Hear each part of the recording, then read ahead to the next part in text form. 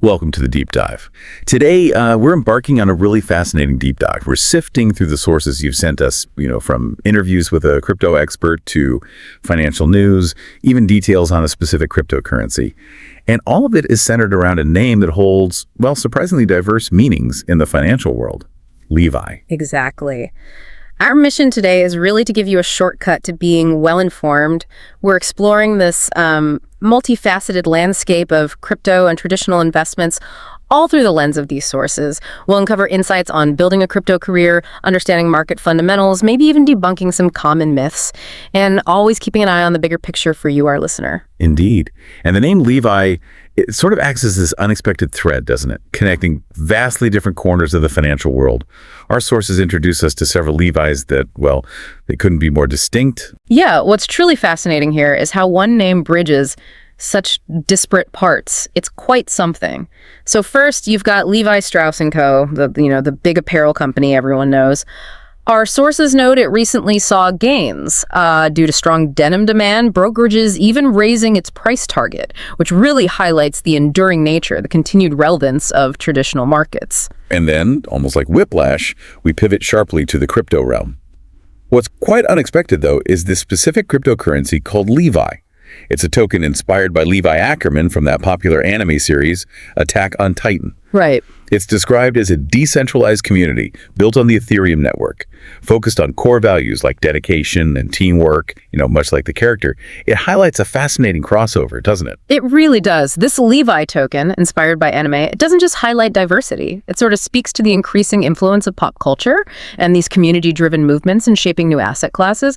And with its total, max, and self-reported circulating supply, all listed at 1 trillion LEVI, that's a trillion. A trillion, wow. Yeah, it's a striking contrast to Levi Strauss & Co. It reminds us that even with these new digital assets emerging, the enduring fundamentals of established traditional markets still hold their ground. It really makes you wonder, who would have thought, denim jeans, anime characters, and a Belgian crypto expert would all converge under one name? It certainly keeps things interesting. But to truly understand the dynamics of this evolving landscape, our sources point us towards a particularly insightful individual, Levi Haegebaert.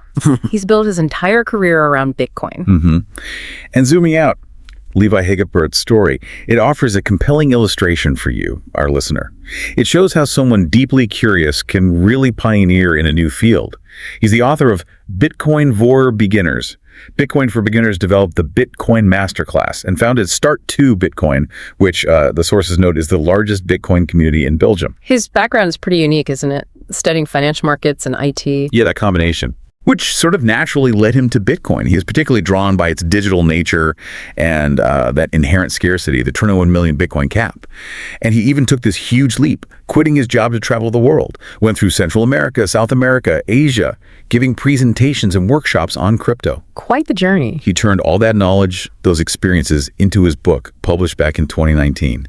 And now he's active in Belgian media radio, major newspapers, the works. And his typical day really reflects this dedication. Starts with exercise, then scanning crypto news, YouTube, Twitter, followed by meetings, personal workshops. Spends about 3 hours, he says, helping clients, often folks in their 50s, acquire crypto, set up wallets. Guiding them through it. Exactly. He's also a digital marketer for crypto-related clients. And then in the evenings, just continues consuming crypto content. He really embodies that curiosity, quitting his job, traveling, giving workshops. I mean, I can only imagine the conversations he must have had, with people from all walks of life, seasoned investors, someone maybe just hearing about Bitcoin for the first time in a South American village. Yeah, absolutely. So building on that unique journey, what striking advice does Levi Haegebaert offer? For someone looking to invest today, and maybe more tellingly, what does he wish he'd done differently? Well, what's particularly compelling are the practical lessons he's learned. His biggest regret, and this is fascinating, not grasping network effects sooner. That's a powerful insight. He talks about investing in tech stocks like Tesla, but selling too early. Ah, the classic mistake. Right. So for you, our listener, this really highlights how user growth, like with Facebook or Tesla, it doesn't just add value, it multiplies it exponentially. So when you're researching, maybe look beyond just the current features. Look at the potential for viral adoption, how that can reshape market value. He highly recommends the book The Network Always Wins by Peter Hinton for really understanding this concept. Okay, good tip. And he describes himself as a long-term investor, dedicating hundreds of hours to research before investing. That's serious due diligence, focusing intently on the fundamentals of a coin. And he explicitly states he holds only just five different cryptocurrencies in his portfolio. That's very concentrated. Very. And Bitcoin, for him, it's indispensable. He calls it the mother of all crypto coins, digital gold. For its market-leading position, its foundational role. Ethereum is his second choice, valued for its flexibility, its role as the backbone for many applications in Web 3.0. Right, that next-gen internet stuff. Exactly. That next generation of the internet built on decentralized blockchain tech. Though he does note it carries more risk than Bitcoin, so his investment is proportionally smaller. Makes sense. And he consistently uses dollar cost averaging, DCA. Ah, yes, DCA. That strategy of buying a fixed amount regularly no matter if the price swings, he automates it monthly using an API tool. An API, that's an application programming interface. Basically lets software talk to software. Precisely. Lets his software talk to an exchange like Bitvavo, making the whole process seamless. But he always stresses, only invest money you can truly afford to lose, money you won't need quickly.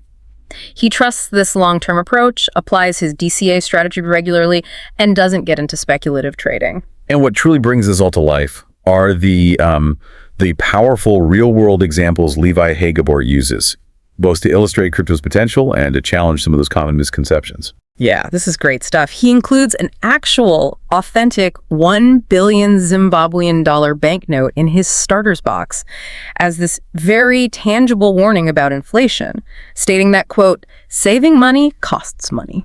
Wow, that hits home. It really does. It makes that abstract concept of fiat currency's value and how it's tied to societal trust very, very real for anyone handling money. And the global impact he's witnessed firsthand? That's quite eye-opening. Like in the Philippines, discovering that physically flying cash between islands was actually cheaper and faster than bank transfers. Incredible, isn't it? Yeah, bank transfers could cost 10-15% of the amount. So crypto offers this vital solution for countries maybe without robust monetary systems, or where many people lack a house address even. It enables financial inclusion. He also mentions how crypto could simplify transactions for like small football kiosks in South America who pool resources to import merchandise from China. These are just abstract ideas. They're real, tangible problems crypto is addressing right now. Which leads us nicely to an important question about a common myth, that Bitcoin is only used by criminals.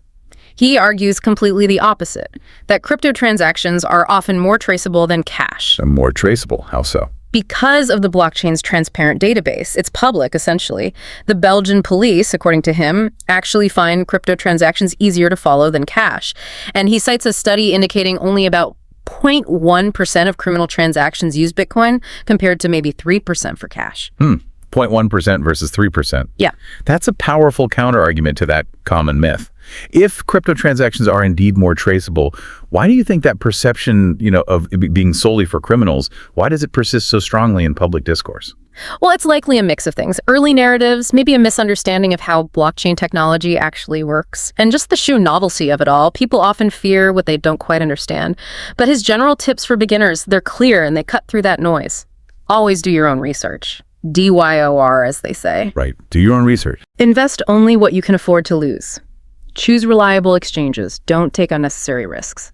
He also recommends the Bitcoin Standard book, calls it an eye-opener about money, and suggests podcasts like What Bitcoin Did and the Real Vision podcast. Okay, great resources. Now, bringing this all back to you, our listener, Levi Haegebaert provides a very specific hypothetical investment allocation. Let's imagine you have a modal income, sort of average, and you can invest 250 euros per month without impacting your lifestyle or your emergency buffer. That's crucial. Right. So he would advise you to divide that 250 like this.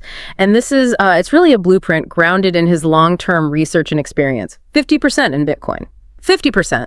And he emphasizes not other cryptocurrencies for this core part. Okay, Bitcoin focus. 25% in tech stocks, focusing on that innovation and growth potential, especially thinking about those network effects we discussed earlier. Right, the exponential growth part. Exactly. and the final 25% in an S&P 500 ETF for that broad market exposure diversification. So 50% Bitcoin, 25% tech, 25% S&P 500. A clear framework. Wow. This deep dive into the many Levis has been quite a journey, from denim demand and anime-inspired tokens all the way to the real-world impact and the investment wisdom of a dedicated crypto expert like Levi Haegebaert. We've explored the importance of deep research, the power of network effects, and the potential for crypto to solve really tangible problems globally. We've also seen how a balanced approach, one that prioritizes long-term vision, and investing only what you can truly afford to lose, how that can guide you through this evolving financial landscape. It allows you to participate in innovation, but responsibly. So for you, our listener, what stands out most from this deep dive? Perhaps it's that stark contrast between traditional finance and, well, decentralized finance. Or maybe the understanding that even a simple concept like value is constantly evolving. It's really challenging our very definition of money itself. Think about how these diverse insights might shape your own understanding of value and investment in the years to come.